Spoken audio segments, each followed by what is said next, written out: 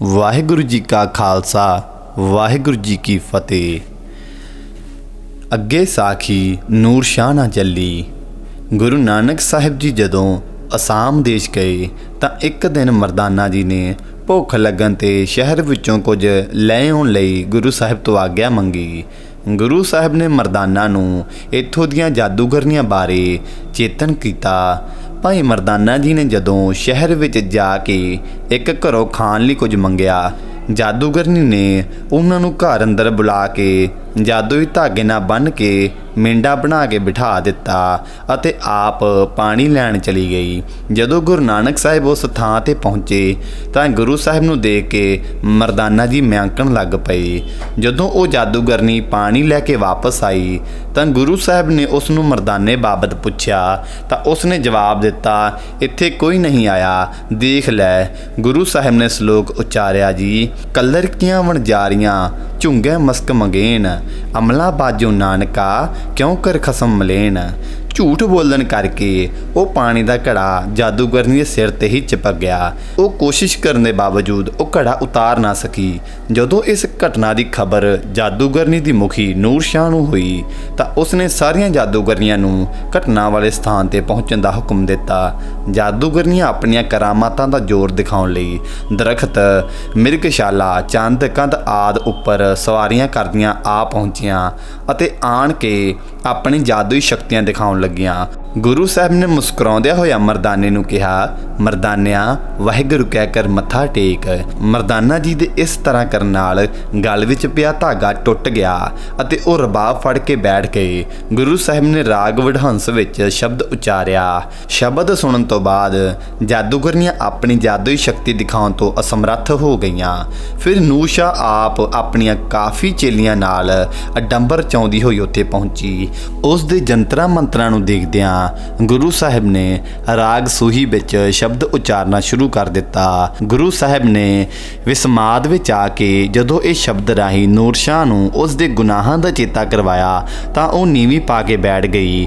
ਗੁਰੂ ਸਾਹਿਬ ਨੇ ਉੱਥੇ 3 ਹੋਰ ਸ਼ਬਦ ਉਚਾਰੇ। ਸ਼ਬਦ ਸੁਣ ਕੇ ਸਾਰੀਆਂ ਜਾਦੂਗਰਨੀਆਂ ਨੇ ਗੁਰੂ ਸਾਹਿਬ ਦੇ ਚਰਨ ਪਰਸੇ ਅਤੇ ਆਪਣੇ ਗੁਨਾਹਾਂ ਦੀ ਮਾਫੀ ਮੰਗੀ।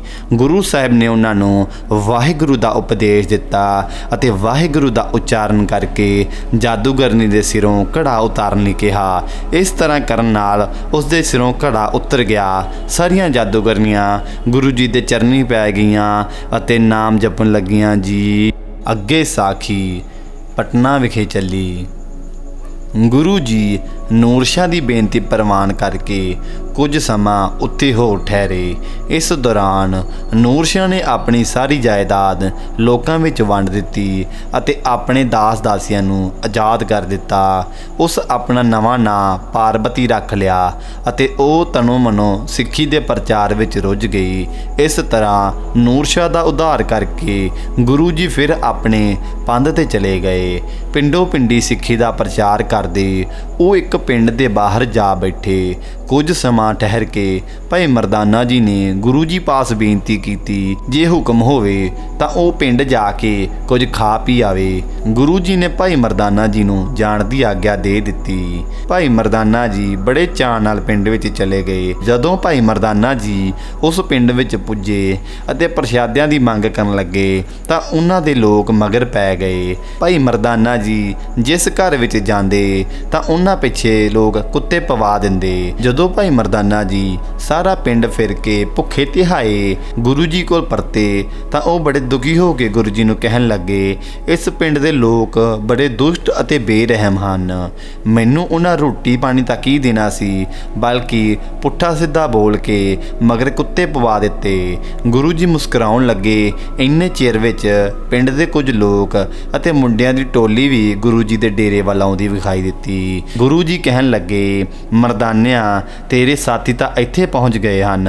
ਮਰਦਾਨਾ ਹੱਸ ਪਿਆ ਅਤੇ ਬੜੇ ਮਾਣ ਨਾਲ ਕਹਿਣ ਲੱਗਾ, ਹੁਣ ਮੈਨੂੰ ਕੋਈ ਡਰ ਨਹੀਂ, ਹੁਣ ਮੈਂ ਆਪਣੇ ਖਸਮ ਪਾਸ ਪਹੁੰਚ ਗਿਆ ਹਾਂ। ਕੁਝ ਦੇਰ ਬਾਅਦ ਉਹ ਲੋਕ ਗੁਰੂ ਜੀ ਪਾਸ ਪਹੁੰਚ ਗਏ ਅਤੇ ਕਹਿਣ ਲੱਗੇ, ਉਹ ਫਕੀਰੋ ਇੱਥੇ ਕੀ ਕਰਦੇ ਹੋ, ਨਿਕਲੋ ਇਸ ਪਿੰਡ ਦੀ ਹੱਦੋਂ ਬਾਹਰ। ਗੁਰੂ ਜੀ ਹੱਸ ਪਏ ਤੇ ਬੋਲੇ, ਭਲਿਓ ਪੁਰਖੋ, ਅਸੀਂ ਕਿਹੜਾ ਇੱਥੇ ਵਸਣ ਆਏ ਹਾਂ, ਅਸੀਂ ਤਾਂ ਚੱਲੇ ਹਾਂ। ਸਾਡੀ ਤਾਂ ਪਰਮਾਤਮਾ ਅੱਗੇ ਇਹੋ ਅਰਦਾਸ ਹੈ, ਤੁਸੀਂ ਸਦਾ ਇੱਥੇ ਵਸਦੇ ਰਹੋ। ਪਿੰਡ ਦੇ ਲੋਕ ਇਹ ਅਸੀਸ ਸੁਣ ਕੇ ਹੈਰਾਨ ਹੋਏ ਤੇ ਫਿਰ ਕੁਝ ਹੋਰ ਨਾ ਬੋਲੇ। ਗੁਰੂ ਜੀ ਨੇ ਭਾਈ ਮਰਦਾਨਾ ਨੂੰ ਉੱਥੋਂ ਚੱਲਣ ਦਾ ਇਸ਼ਾਰਾ ਕਰ ਦਿੱਤਾ। ਉਸ ਪਿੰਡ ਤੋਂ ਚੱਲ ਕੇ ਗੁਰੂ ਜੀ ਅਤੇ ਭਾਈ ਮਰਦਾਨਾ ਚੱਲਦੇ ਚੱਲਦੇ ਇੱਕ ਹੋਰ ਪਿੰਡ ਪਹੁੰਚੇ। ਇਸ ਪਿੰਡ ਦੇ ਬਾਹਰ ਵਾਰ ਉਹਨਾਂ ਆਪਣਾ ਡੇਰਾ ਜਮਾ ਲਿਆ ਅਤੇ ਰੱਬੀ ਕੀਰਤਨ ਵਿੱਚ ਜੁੜ ਗਏ।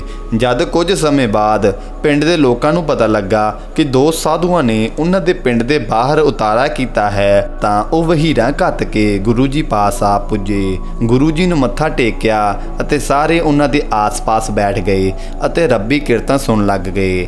ਜਦ ਕੀਰਤਨ ਦਾ ਭੋਗ ਪੈ ਗਿਆ ਤਾਂ ਉਹਨਾਂ ਲੋਕਾਂ ਨੇ ਬੇਨਤੀ ਕੀਤੀ ਕਿ ਸਾਡੇ ਪਿੰਡ ਪਧਾਰੋ ਅਤੇ ਸਾਨੂੰ ਸੇਵਾ ਦਾ ਮੌਕਾ ਦੇਵੋ। ਪਰ ਜਦੋਂ ਗੁਰੂ ਜੀ ਨੇ ਪਿੰਡ ਜਾਣ ਤੋਂ ਨਾਂਹ ਕਰ ਦਿੱਤੀ ਤਾਂ ਉਹ ਕਈ ਪ੍ਰਕਾਰ ਦੇ ਪਦਾਰਥ ਬਣਾ ਕੇ ਉਹਨਾਂ ਪਾਸ ਲੈ ਆਏ। ਮਰਦਾਨਾ ਜੀ ਜਿਹੜੇ ਅੱਗੇ ਹੀ ਭੁੱਖੇ ਬੈਠੇ ਸਨ, ਮਰਦਾਨਾ ਜੀ ਜਿਹੜੇ ਪਹਿਲਾਂ ਹੀ ਬੇਚੈਨ ਅਤੇ ਭੁੱਖੇ ਬੈਠੇ ਸਨ, ਬਹੁਤ ਸਾਰੇ ਪਦਾਰਥ ਖਾ ਕੇ ਬਹੁਤ ਪ੍ਰਸੰਨ ਹੋਏ। ਚੰਗੀ ਸੇਵਾ ਹੁੰਦੀ ਵੇਖ ਕੇ ਮਰਦਾਨਾ ਜੀ ਦੇ ਕਹਿਣ ਤੇ ਗੁਰੂ ਜੀ ਉੱਥੇ ਕੁਝ ਦਿਨ ਠਹਿਰੇ।